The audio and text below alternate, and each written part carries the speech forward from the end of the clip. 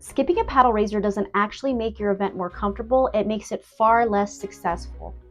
Hey, I'm Danny Dadarosa, and I help nonprofit leaders plan profitable galas. Today we're talking about boards that are against paddle raisers and how to convince them to try one out at the gala. To start off, we're going to check out the Fundraising Streams Impact Matrix. If you look at the 4 quadrants here, we have 2 arrows on the x-axis and 2 arrows on the y-axis. On the x-axis, we have participation and funds raised, and on the y-axis, we have return on investment and excitement. If you see, all 4 arrows are pointing towards your paddle raiser or your special appeal. That is because it has the highest level of participation. Everybody in the room is able to donate because we can get it all the way down to a level where everyone can. It also has the highest amount of funds raised, because in my data and several of my colleagues, we have found that paddle raisers raise 2, 3, 4, sometimes even 5 times the amount of a live auction, again, because the participation can be so high. On the y-axis, you have return on investment. It is the highest return on investment for you and your team, because when you are spending 5 hours chasing down silent auction packages that might yield you $100 to $300 in revenue for the event, you could spend that same 5 hours having conversations with some of your lead donors to see if they will be big plants in your paddle raiser, and you could end up with thousands of dollars from that effort. Also, your donors are able to write off their paddle raiser donation.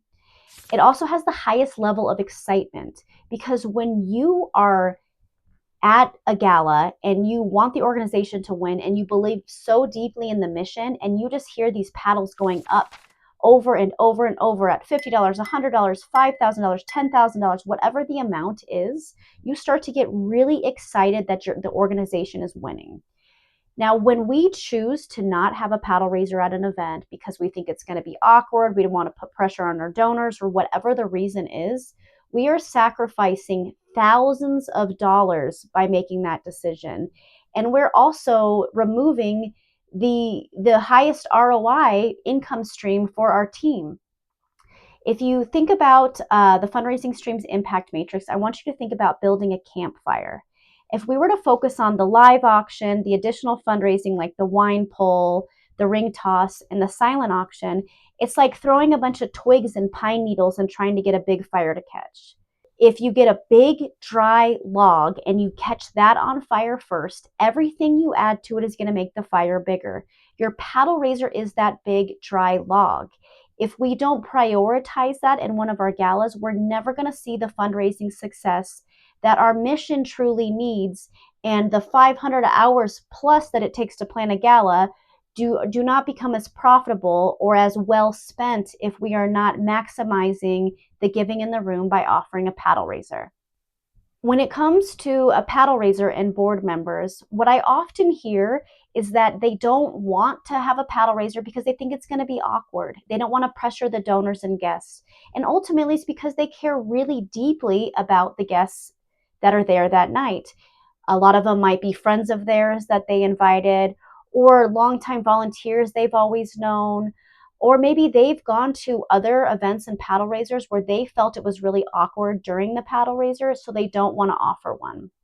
But ultimately, making that decision to not offer a paddle raiser is going to end up costing you thousands of dollars. The reality is that paddle raisers provide an opportunity for social giving. The momentum of the generosity in the room is absolutely contagious. We also help to sort of train each other that when you go to a gala and it's for an organization you really care about, raising your paddle is what we want to do together as a team.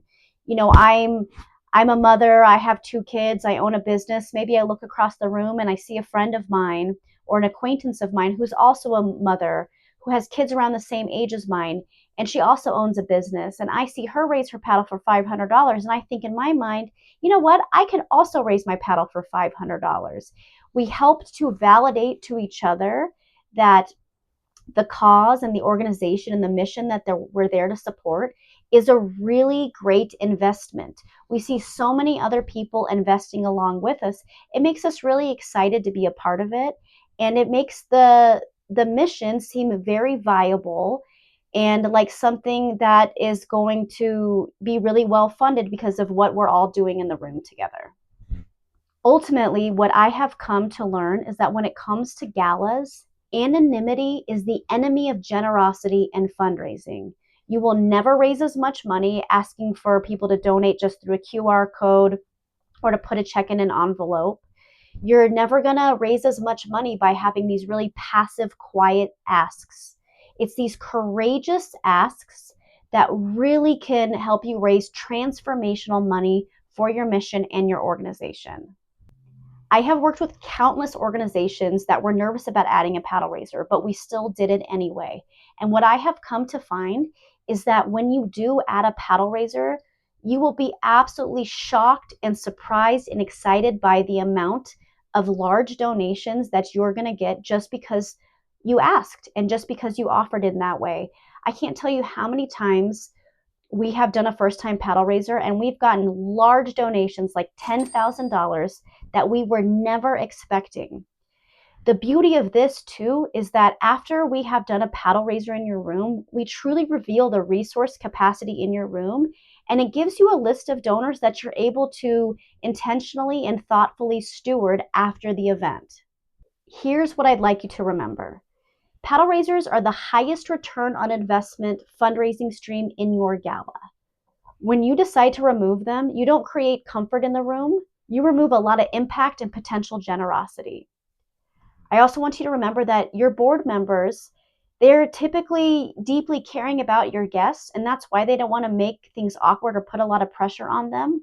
But by removing the opportunity for your guests and your donors to step up in this way, we're not making things more comfortable. We're removing their opportunity to really make an impact, one that's going to help them feel really good and feel like they've been part of something bigger. Removing a paddle raiser can kind of be a selfish choice at times because we're so concerned about how we're going to feel that we don't allow the guests and donors to step up. And ultimately, we don't allow our mission and our organization to be really highly funded at this event, when in reality, that's the reason we're all there anyway. A lot of decisions in galas are like parenting. Sometimes you have to make a choice that won't be popular for your kids, but you know will be good for them in the long run.